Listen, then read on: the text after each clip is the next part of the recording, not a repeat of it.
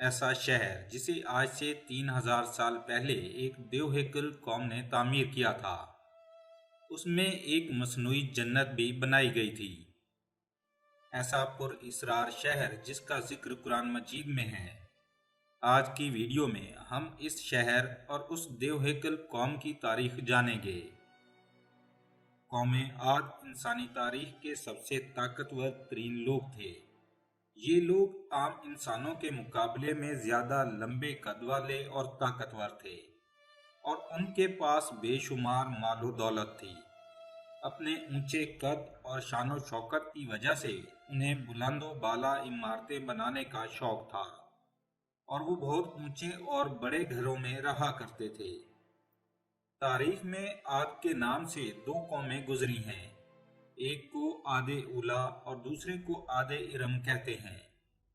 عاد اولیٰ قوم عرب کے جنوبی علاقے میں آباد تھے۔ عاد اولیٰ کی طرف اللہ تعالیٰ نے حضرت ہود علیہ السلام کو مبعوث فرمایا، لیکن قوم عاد کی بدعمالیوں کی وجہ سے ان پر اللہ کا عذاب نازل ہوا اور انہیں تباہ کر دیا گیا۔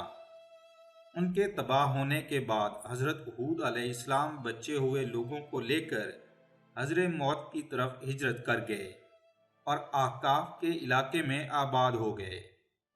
یہاں اس قوم نے خوب ترقی کی اور اللہ نے انہیں بے شمار نعمتوں سے نوازا۔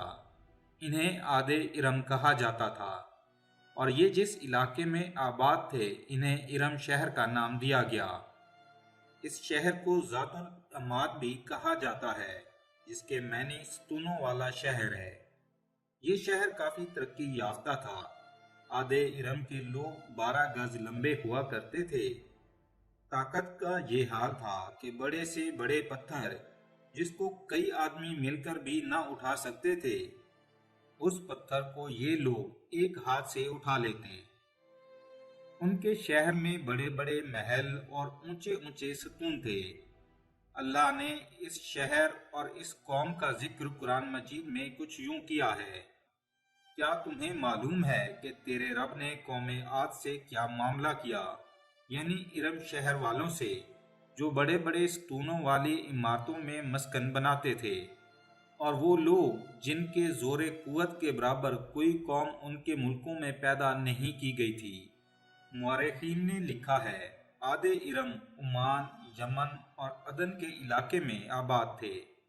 ان میں 2 بادشاہ طاقتور ترین بادشاہ بنے، ایک کا نام شدید اور دوسرے کا نام شداد تھا۔ شدید کی موت کے بعد شداد بادشاہ بنا۔ اس نے اپنی حکومت کو مزید وسیع کیا اور بے شمار لشکر و خزانے جمع کر لیے۔ اس نے اپنی سلطنت کی رونق کو کمال عروج تک پہنچا دیا۔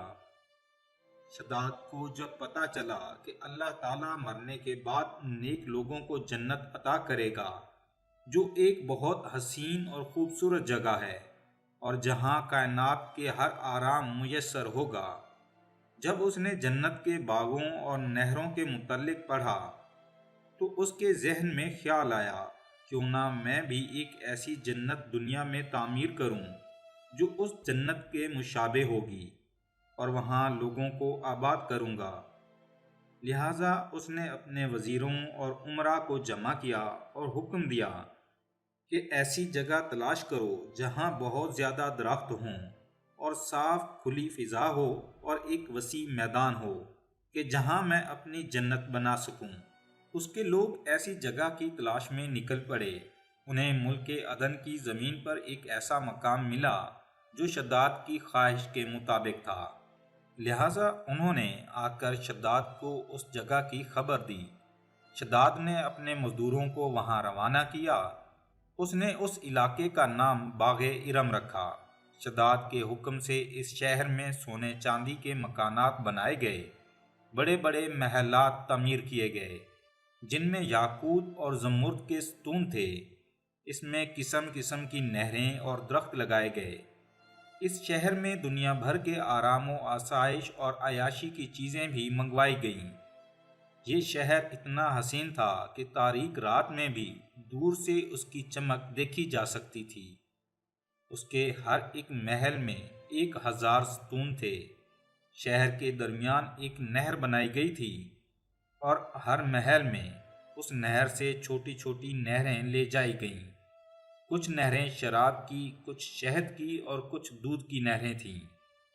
ان نہروں پر ایسے مصنوعی درخت بنائے گئے جن کی جڑیں، شاخیں اور پتے سونے کے تھے۔ شہر کے راستوں کو مشک، زعفران، عنبر اور گلاب سے معطر کیا گیا۔ جب اس جنت کی تعمیر مکمل ہو گئی تو شداد نے اپنے وزراء اور امراء کو حکم دیا کہ میری اس بنائی ہوئی جنت کی طرف چلنے کی تیاری کرو۔ اب شداد بڑے جاہ و جلال، متکبرانہ اور فاتحانہ انداز میں بڑی شان و شوکت سے سپاہیوں کے جھرمٹ میں روانہ ہوا۔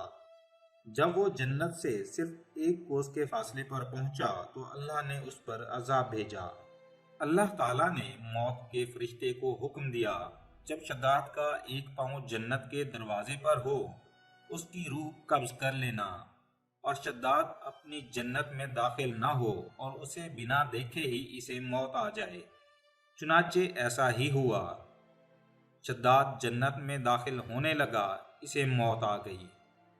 پھر اللہ نے فرشتے کو حکم دیا کہ اس مصنوعی جنت کو اور شہر کو تباہ کر کے لوگوں کی نظروں سے اوجھل کر دیا جائے، اور فرشتے نے اس شہر کو زمین میں دھنسا دیا اور تباہ کر دیا۔ انگریزی میں یہ کھنڈرات the last city of Iram, the last city of Atlantic کے نام سے مشہور ہے۔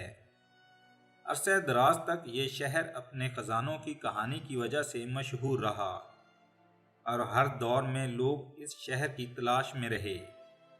یہ شہر دولت سے مالا مال ہونے کے علاوہ بدعمالیوں اور عیاشیوں میں بھی شہرت رکھتا تھا۔ اس کا ذکر مشہور زمانہ عربی کتاب الف لیلہ میں موجود ہے۔ لارنس آف عربیہ نے اپنی کتاب اٹلانٹس آف سینڈ میں بھی اس کا ذکر کیا۔ 1984 میں عمان میں ایک مقام کی دریافت کی گئی۔ 1991 میں اس مقام کی کھدائی کا کام شروع ہوا اور یہاں 600 فٹ ریت کے نیچے مدفون ایک قلعہ دریافت ہوا۔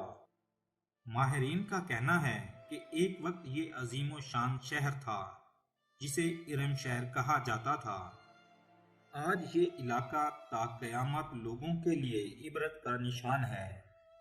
یہ تمام کھنڈرات چیخ چیخ کر ہمیں آج یہ کہہ رہے ہیں کہ ہر چیز فانی ہے اور ہمیشہ باقی رہنے والی ذات صرف اللہ کی ہے۔ اس لیے ہمیں چاہیے کہ اس چھوٹی سی زندگی میں اپنے اللہ کو راضی کر لیں اور اپنی آخرت سنوار لیں۔